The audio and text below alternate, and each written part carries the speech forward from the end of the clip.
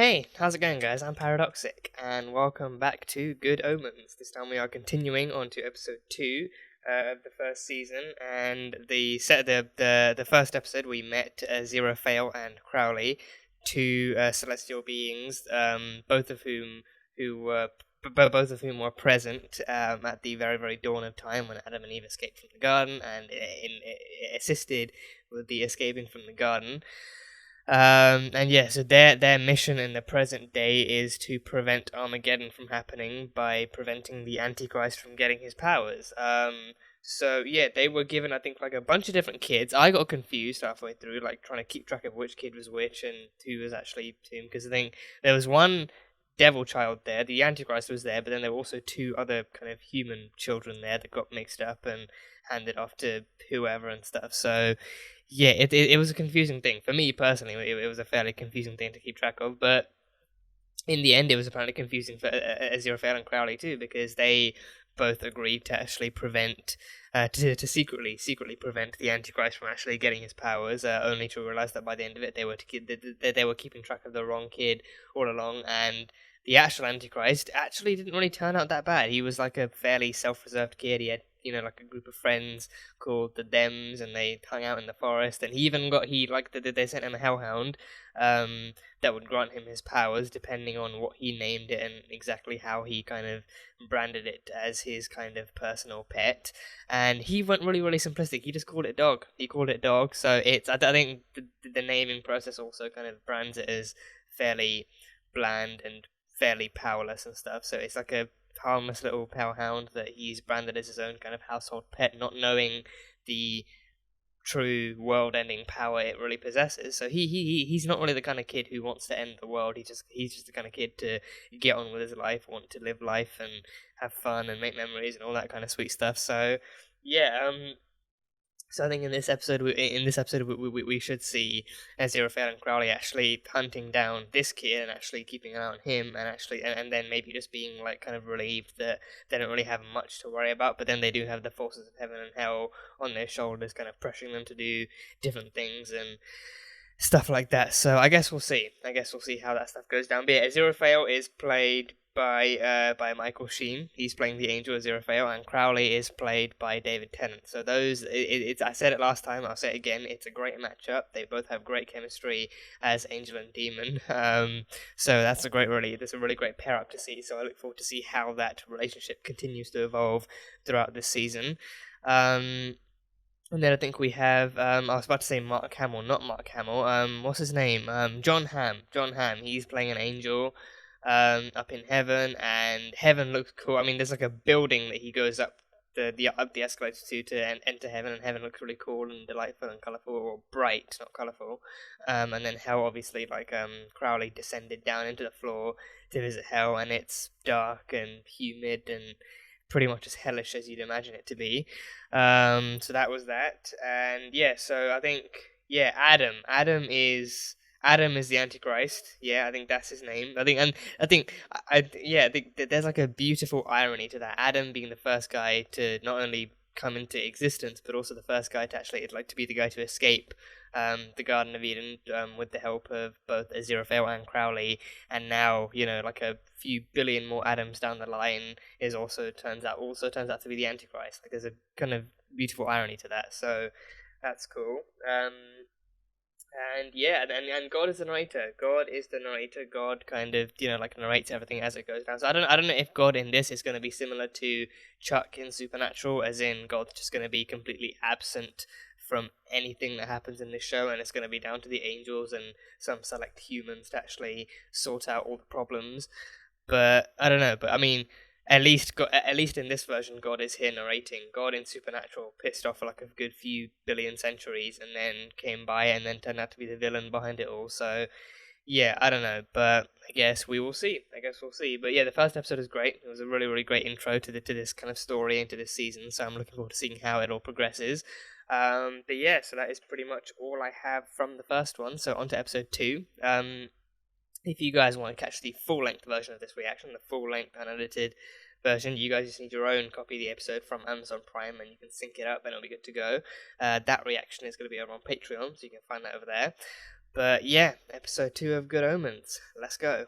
Buying, Pornography? Pornography? No, you're not Gabriel, buying porn. come into my, You're not buying porn, Gabriel. No, actually, you know what? Gabriel buying porn would make sense. That would make so much sense. We must buy our pornography secretly. Something smells evil. Maybe it's your pornography. The Hellhound has been set loose, and now the 4 horsemen of the apocalypse are being summoned. Death, pollution, famine, war. Oh, right. I didn't stick around to see. Thank you for my pornography! Oh god, you really want to stop with that. Excellent job. National World Weekly, war correspondent. Is she war? This is good, my friend. Is she It is good war? that a member of the ward press is Tell here me she, to please see tell me us she's some war. That would be a gift. Tell me she's war. Tell me she's war. What's war getting? Is it like a staff or like a bazooka or something? A sword. Finally. Put it down. Oh, you sweet thing. She gets a sword. That's not gonna happen, is it? She gets a sword. Sorry, folks. Oh, I'm not gonna be able to handle this show. I am not gonna be able to handle this show. Oh, that is so badass. Are about to end. She's a war. Ugh. Predicting the future, mostly. She told So we us get this bullcop a that a war daughter and a would witch. come Who's to the witch? Who are you gifting me with now? Who's the witch? town. That's you, isn't it? It is not me. Yours, Agnes Nutter. Agnes Nutter. She's the witch.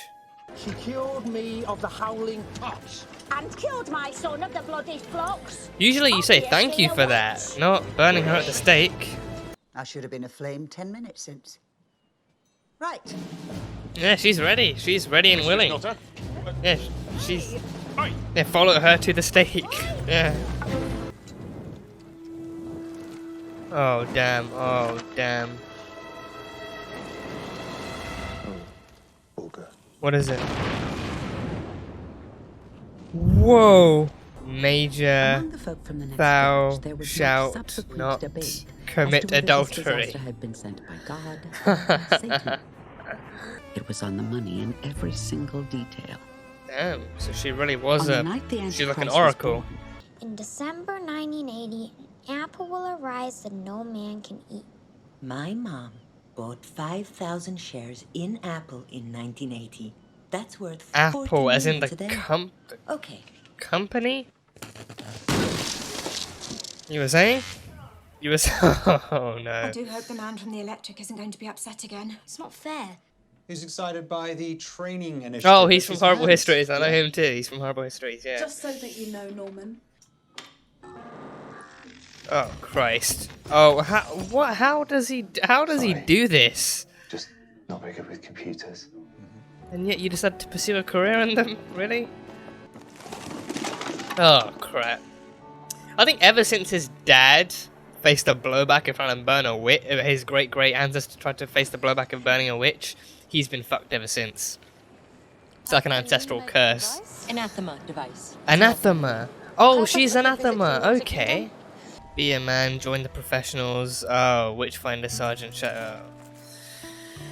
Okay, I'm more interested in Anathema's story. Yeah, I could care less about Witchfinders. I want to know about how she's gonna try and take down the Antichrist. Right. To work. Trying to hunt down the Antichrist.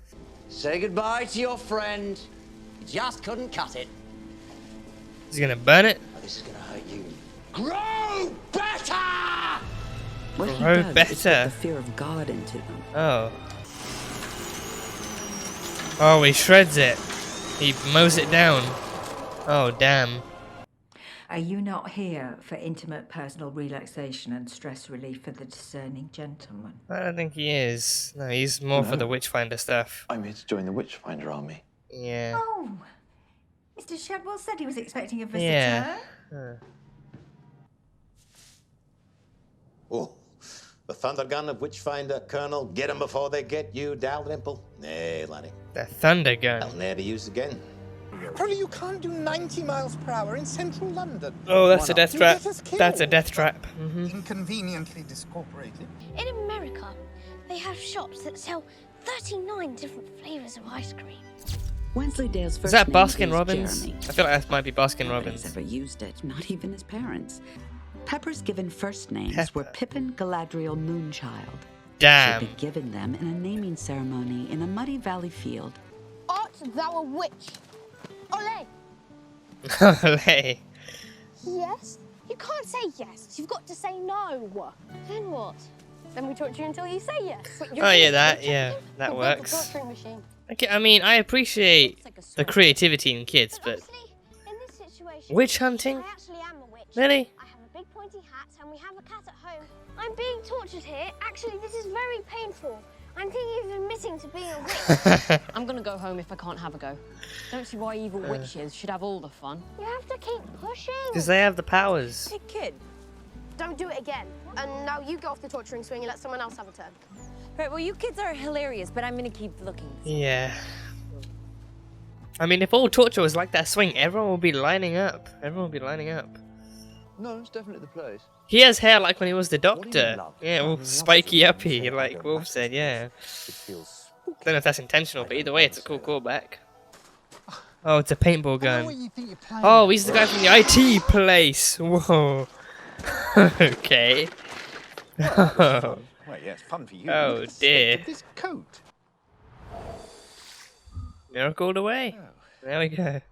It's nice that they actually had red for the demon and blue for the angel too. Yeah. I've always said that deep down, you really are quite a nice.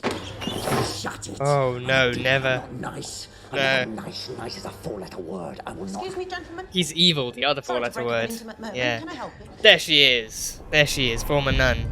Of course. No. Yeah. Excuse me, ma'am. We're two supernatural entities just looking for the notorious son of Satan. Wonder if you might help us with our inquiries. Most books on witchcraft will tell you that witches work naked. This is because most books on witchcraft are written by men. Dark sunlight and shining moon. Oh, oh, Christ on a cracker. You hit someone. Yep. I didn't. Yes, you did. Someone hit me.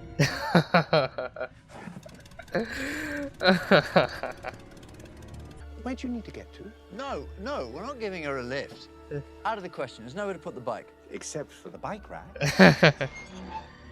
Oh, it just has a bike rack now. It just has a bike rack. Do get in, my dear.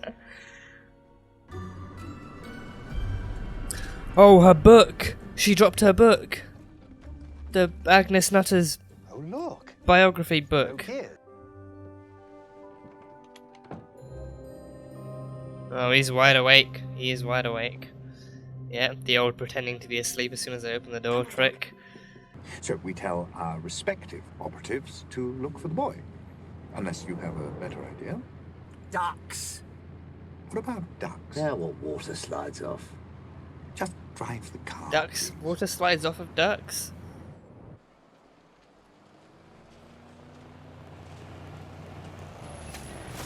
3008. When that the angel readeth these words of mine in his shop of other men's books. Oh, so she knew this would then the happen. final days are She knew certain this would to pass. happen. For thy cocoa doth grow cold. Oh, his cocoa's gone cold. Thy His- cocoa doth grow cold. Yeah, your drink, it's gone cold. Is 636. 606. Can't be that simple, can it? 666? Because that is the devil number, right? I think three score must mean it's like 3 times. 666. 666. Yeah. Hadfield 046666, Arthur Young here. 046666. Yeah. Walk on his hind legs. Upon his hind legs. Sorry. Oh no. Right number. Sorry, right number. The dog's walking on his hind legs. The end of the world is here. The end is nigh. Oh, the end is nigh. The end is very much nigh. Okay, so that was an interesting enough episode, and yeah, so the 4 Horsemen of the Apocalypse. We only saw one. We saw war, and oh my god, we're getting a an awesome badass looking war. We are getting a badass looking war with a sword. She has a sword and everything. I mean, given that she was in the modern day, I think even for this being the modern day, there was a bit of switching back and forth with what was happening, because it's like, oh, like 1 day, 3 day, 2 days till like the end of the world, and where everything's actually happening and how everyone's growing up. There was some time differentiation there, but for the most part, it was all still set within the modern day. So yeah, so I figured she'd get like a modern day weapon, like a bazooka or a machine gun, but no, her having a sword makes so much more sense. And especially like for the Four Horsemen, they would have more like somewhat more like old fashioned weaponry and equipment too. So that's cool. And she was there manipulating the whole thing. She was there manipulating like the whole kind of peace deal and having everyone set their guns on each other and then having explosions go off and like just fostering war in that environment. So that very much made sense. But I can't wait to see more of her. I can't wait to see more of her in action. So that was fun. And then we moved to Lancashire, England, and met the last ever witch who was actually burned, who was actually a witch. She actually was a witch, and not only that, but also she was like, she was very, very kind of not like insistent, but she was very, very ready to be burnt and ready to die and stuff like that. Because I think on the one hand, I feel like she maybe felt like she lived the life, but also because the book she was writing wasn't just about her, but it was about everything involved in the world, like every, like prophecies detailing every kind of possible event that could ever happen, or at least anything that was important that would lead up to the event of all events, which was Armageddon. So she knew that she would. I think she also knew that she must die in order to carry this stuff on through her own lineage and through her own bloodline, which it did through her kids, John and Virtue. So yes, then it got passed down and stuff. So yeah, she I think I had another train of thought there. I think she also knew that, because I think it's because she also knew that she was a witch, that like death was inevitable for her, because like she lived in a time and in a culture where witchcraft was beyond shunned and beyond rejected by society. So she knew that because she was a witch that death was adamant, but also because I think it's because she knew that she actually was a witch that she was like more okay with it, whereas other women who had died to this evil, like died suffering and in pain because of that. I mean, I don't know if you're meant to read too much into that, but it's also something I caught on, that she seems really, really okay with down, like she was waiting for them. She even said like, okay, for people who are so dedicated to watching me die, you are awfully late. You're really, really late to actually get me on the stake. But she even led them to the stake. She walked through all of them and then led her own queue to the stake, tied herself up, and just waited there. And she even had like a little back trick as well. Like she knew that she had to kill the Witchfinder Pulsifer from back then, so she hid like gunpowder and stuff underneath the stakes and inside her skirt too. So she had a plan for taking him. I think him and maybe a few other people, but like other people just like blown back from the blast and stuff like that. So yeah, so then her book contained like prophecy, like big and small. I think it was also smaller details, but also because the biggest event that she was prophesizing was Armageddon, it mainly contained detailed events that would lead up to that. So like even when Aziraphale found the book in the car and he started to read it, he saw like how she actually prophesied that like an angel years and years from now would read it in his little bookshop and his cup of cocoa would get cold and everything. So she knew that, so I think that's why it's less of a problem that Anathema actually left it behind, because the angel, as Aziraphale, was meant to find it, and he was meant to discover this book of prophecies. And I think also because he's hunting the Antichrist, this book of prophecy will lead him to that. So I think the way that the story might unfold now is that like events, he'll read through and see events that must happen, and maybe him and Crowley and maybe Anathema with them finding the Antichrist will only be triggered by events happening before it. So they have to make sure stuff happens, maybe even in a certain order, to them actually finding the Antichrist. So yeah, but the book was passed down the line, and eventually to a young girl born in Malibu, California, to Anathema, who is in that same blood. I believe she's in that same bloodline, or at least in that same lineage. Maybe not, bound to Agnes by blood, but through lineage.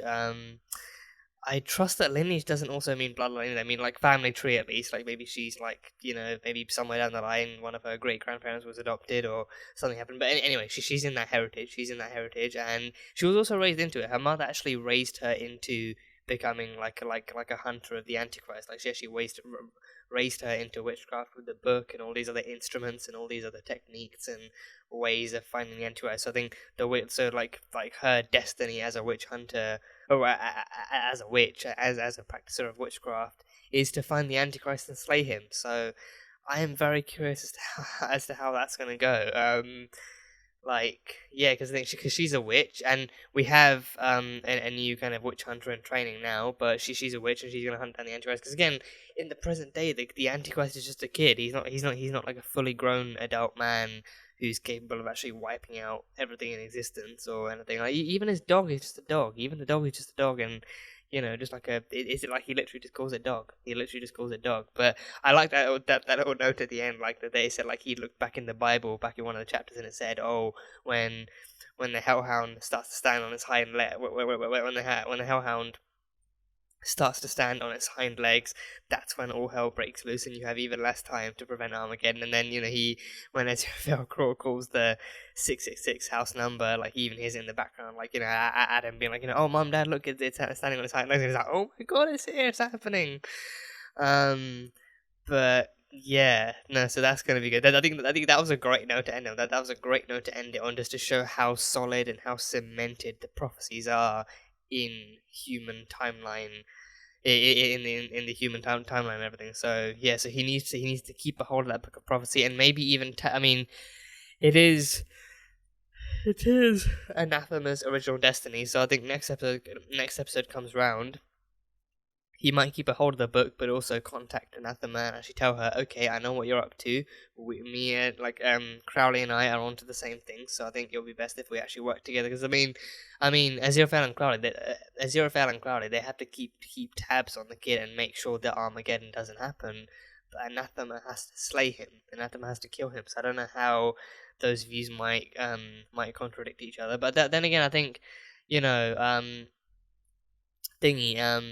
Aziraphale did say that he believed, like his people believed in the usage of weapons if it supported a moral argument. So I think in this case the moral argument would definitely be like, okay, well this is the Antichrist we're talking about, and he's the one destined, and also the one with the power to bring about the end of everything. So if we have like a chance to stop that by any means necessary, then of course we need to take it. So I think that kind of moral argument would definitely come into play, and it would definitely force Aziraphale to kind of re-question his own motives and his own morals and see, it's because I think it would be it would kind of be like that argument from Doctor Who about Davros and everything. Like, if you knew that the child would grow up to be something evil and something powerful that would destroy everything in its path, would you then be able to kill that child then, just to prevent like a horrible future? I think that kind of argument might come into this, and it'll be interesting to see, philosophically speaking, how they might kind of solve it.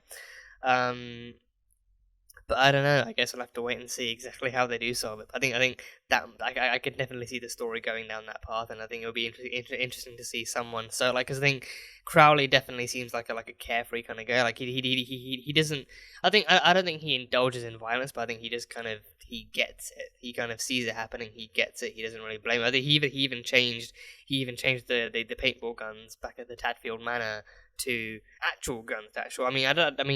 They definitely had the actual gun sparks from them whenever they were fired, but I don't know if they were actually firing actual bullets. But he said that, as well as actually being able to fire real guns, the people firing actually were able to survive through miracle work and stuff. So yeah, I don't know, but I think he definitely kind of just sees violence and he accepts it, whereas Aziraphale definitely kind of I think Aziraphale might be somewhat more of like a pacifist. Like, he doesn't really believe in violence. He sees it happening. He doesn't indulge in it at all. But he also doesn't go out of his way to stop it, I don't think, because he doesn't think that's the divine plan. The divine plan is mentioned here by Gabriel, especially. Everything's going according to the divine plan. Everything's going how God initially intended it to be. So yeah, whether or not violence falls into that divine plan, we have to wait and see. But yeah, so I wonder then if the divine plan might coincide with the prophecy in some way. Like how else would, I think maybe that's God's doing. Maybe that would be God's doing. So God needed a prophet to be able to translate her words into human understanding. So God then sent all of her thoughts and God then sent her divine plan down into Agnes's mind, and then Agnes wrote out this entire book of prophecy, and then it got carried down through the past. Oh, that's interesting. That's intriguing. I think that might be the way it works then, because I think the divine plan is what the angels are most kind of like religiously following. That's what they're following. That's what they believe in. And I think the only way that humans would be able to understand the divine plan is if it was written out in a book of prophecy, like not a Bible, not like a Bible specifically, but just like a book of prophecy, like a book that details all the events that can, will, and also most likely must happen in order for the apocalypse to either happen or prevented. Because I don't know if the book that Agnes wrote actually details how to prevent the apocalypse or how it will. Because on the one hand, if it leads up, if it tells you how to prevent it, then it also will tell you what events must happen and what events cannot happen. But I think I think what might make it more interesting is if it actually tells you how the apocalypse will happen, but also what else will happen in the events leading up to it. So maybe some stuff can happen and will happen and you can't stop it, but other stuff will happen and it will trigger the apocalypse and you have to stop those. I think Crowley and Aziraphale and Anathema working to stop those events from happening would be a more interesting kind of adventure to watch. So yeah, I guess we'll see. So I think the divine plan could be made. I think at most it could be linked. It could be linked to Agnes's writings and her prophecies and everything. I think it's also the ultimate prophecy book in existence. It's the one prophecy book where every single thing that Agnes has detailed and written down, every single thing, down to the T, down to the very smallest of letters, has been correct. Everything she's written ever in history has happened. So yeah, it's a pretty important book. And not just the witch Anathema, but we also had Jack Whitehall. Jack Whitehall is in this series. He played both his ancestor, Witchfinder, I think Sergeant or General Pulsifer, not Percival. I was about to say Percival. No, Pulsifer. He was the original kind of last. He died along with the witch. He died along with the last witch in England that there was. And then several hundred years down the line, his descendant Newton Pulsifer was born. And he's not good with computers. He's very, very bad with computers. He tried to fix one at home, and the power all along his entire street shut down. He then somehow managed to actually get a job at some kind of IT firm, and even then, pressing enter on a keyboard shut down the computers in that entire room, and just, even the lights. He pressed enter on a keyboard and then the lights went off. So he's very, very bad. He's very bad when it comes to that. I think that must be the blowback. Like his ancestor was the last witchfinder ever, and in trying to kill the last witch ever, he also blew himself up through not knowing that the witch had some other explosive tricks up her sleeve. So ever since then, he's been cursed with that whole backlash. If anything he does, it immediately blows up in his face and stuff. I think that there's also a very sweet irony to that too. There's a very, very sweet irony to that too. So he is now going back to his roots. He stumbled upon a witchfinder soothsayer dude on the street who then recruited him, stole his change and his money, and then recruited him. So now he's going to go back to his roots and actually become a witchfinder himself. And I think even that witchfinder sergeant dude himself actually mentioned that the name Pulsifer sounded familiar. So I think in the coming episodes, when we see them working together a bit more, that guy might actually tell him, "Oh, your ancient ancestor, Sergeant Witchfinder Pulsifer guy. He was also a witchfinder, and he was the last one to die along with the last witch in England." So yeah, so that's gonna be interesting to see how. I think how he crosses paths, because I think it is a witch that's hunting down the Antichrist, and I think that's gonna be an interesting conflict, because I think, back in the day, back in Lancashire, back in like the 1800s, back in those days when they were finding witches, their kind of common argument was that witches were the servants of Satan. They were doing the devil's work and cursing and harming all of humanity. Like everything they were doing was power derived from and power feeding to the devil himself. So they had to cut off they had all of they had all of their own wackadoodle arguments, but their main selling point was that, witches are servants of the devil, so we have to kill them to cut off his connection to us. And now this time in the present day, we have a witch who is hunting down the son of the devil. So I think that would be an interesting point of like character conflict, like a guy who's training to be a witch hunter, just like his ancestor was, coming across a woman who is a witch, who is also hunting down the son of the guy that people years back claimed that her kind would work for. I think that would make for like a very, very interesting point of character conflict. But yeah, I don't know how it could. I mean, because the main, honestly, I don't think the main the target, the character target of this series, of this show, of this season at least, is the Antichrist, whereas the event target of this series is Armageddon. So what they really have to stop is Armageddon. And I think the Antichrist being this kid, not just this kid, but also being a kid who is blissfully unaware of his actual celestial roots and his actual power levels, like a kid who's blissfully unaware of the fact that he has a hellhound now disguised as a dog, that he has the power to bring about the end of the world and stuff. Like he's not the kind of kid that he's not even the kind of person that he would expect to actually grow up to be, let alone what other people are hunting down. So I think that might also be like another great point in the series, the fact that they're hunting down a kid who has no idea what he is and doesn't have the motivations or the ideals. I mean, the kids themselves were claimed to be witch hunters. The thems, we met them, Jeremy, Brian. I wrote Jeremy twice. I don't know why I wrote Jeremy. No, but there's 4 of them, isn't there? There's 4 of them. Yeah, so there's Adam, Brian, I think Pepper. Yeah, I don't know why I wrote Jeremy twice. Pepper is the girl. Pepper is the only girl, by the way, the only girl in the group, I should add. But yeah, and she was named rather eccentrically too. I think Pippin something.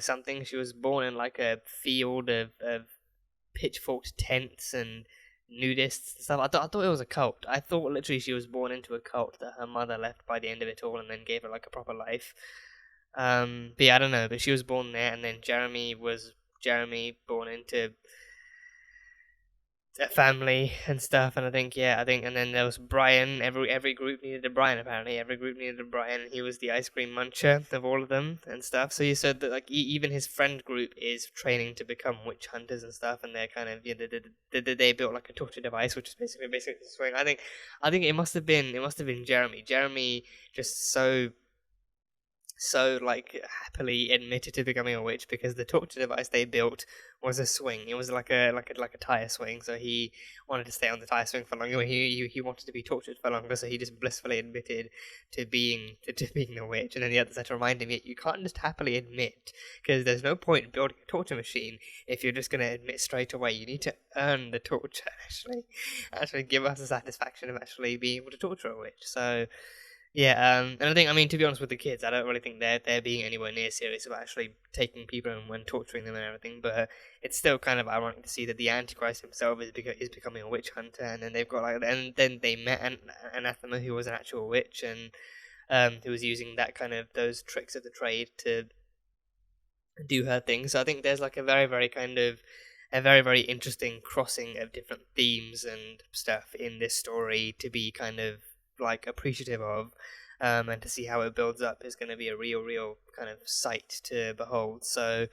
yeah, so that stuff is cool. And yeah, back to the kid. So yeah, so I think even once he finds out that he is the Antichrist, that he has this power and his dog is secretly a hellhound and everything, I don't think he's gonna really want to do that. I think he, as of so far, he seems like a regular kid. It doesn't really seem like he's hit that kind of he's hit those rebellious teen years yet. He's not really disobeying his parents. He's not going out in the middle of the night. He's not breaking the rules. So he seems like a fairly regular kid. So I don't really think and I think if he comes to understand that the Armageddon means the end of everything, including everything he loves and everyone he loves, then he's going to be even less enthusiastic about bringing about that kind of power. So yeah, I think it might, the story might end up really being about actually, helping a kid understand himself and not really, unlocking that side of him, and also just overall just preventing Armageddon. So you don't need to kill the Antichrist himself. You just need to prevent Armageddon. You just need to prevent the end of the world. That's it. You can keep the kid alive, but make sure the end of the world doesn't happen. So yeah, it'll be fun to see how that all goes down. So yeah, going forward, I definitely think we're going to see more from the Four Horsemen of the Apocalypse. We've already met War. We've definitely already met War. Pestilence, Famine, and Death. Death, I think War has already been pleasing to see, very pleasing to see. So I think I have like fairly high hopes for Death. Famine and Pestilence, I'm not really too bothered by. I think even though they are all equally as bad and as evil and as deadly as each other, but Death and War, I think they're fairly more interconnected than anything else. So yeah, War has already been awesome to see. I really want to see her in action with her sword. I want to see her slicing and dicing and fighting with her sword, so that's going to be really cool. And then Death just doing Death's thing, just whatever Death does, just waiting to see what Death's up to all this time. So that'll be fun. And then, of course, hopefully in the next episode, actually, like Aziraphale maybe doing a little bit more investigating of Agnes's book, and then contacting Anathema and actually recruiting her to their side, and actually being like, okay, we're all hunting the Antichrist, we can all work together and actually solve this Armageddon issue once and for all. And yeah, so it'll be fun. And then they have to actually come across Newton Pulsifer and his witch hunting tactics, and his new mentor, it seems, and stuff. So that'll be fun. So yeah, it's all gonna be a joyride. It's all gonna be a joyride. But Aziraphale and Crowley, they mentioned having human operatives. I was wondering who that might be. Like they mentioned having human operatives that, on the one hand, wouldn't work well together, but also like they need to respectively send their human operatives.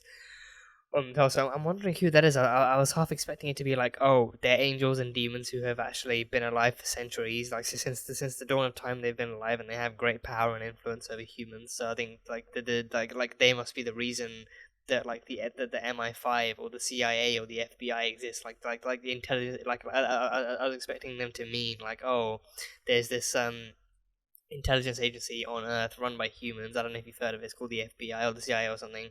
They work for me. I'm the one who influenced these humans to work together and to actually become their own thing. I was half expecting it to be that, or at least because they're based in England.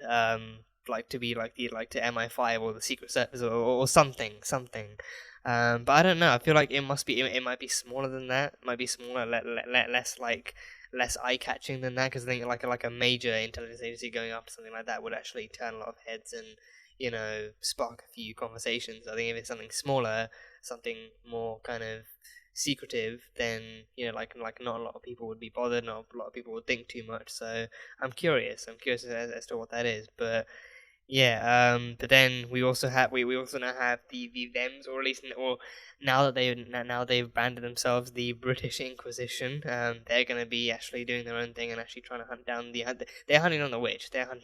So I think I really don't want them to cross paths with Pulsifer, because I think he's going to be a bad influence on them. If he really is visiting his witch finding roots, then he's probably going to be like a bad influence on them, and he's going to give them all sorts of tips and tricks that's going to make them even worse for wear. So I'd rather they meet Anathema and find out that she's a witch who's doing something good and trying to do something to help humanity, and then switch sides, than them actually running across Pulsifer and actually being given more weapons of mass destruction and all of that stuff. So yeah, we'll see how it all goes. But yeah, that is it. That is pretty much all I've got from this episode. It was a fun one, a fun continuation. It's been a while since I've actually watched the premiere, so my mind was a little foggy on the details, but I'll be watching these and putting them up more often, and hopefully more with a little bit more stability. So that will be it'll be a very, very fun series to continue on to. But yeah, that is pretty much all I have from this episode. So that was Good Omens, Season 1, Episode 2. So thank you guys, as always, for being here, and so much for watching this video. If you guys enjoyed it, then salt and burn that like button. Comment or read the episode and what you think is coming up next time on Good Omens. Once again, the full-length reaction will be available on Patreon, so you can go check that out over there. And yeah, that is it. So, I will see you guys next time.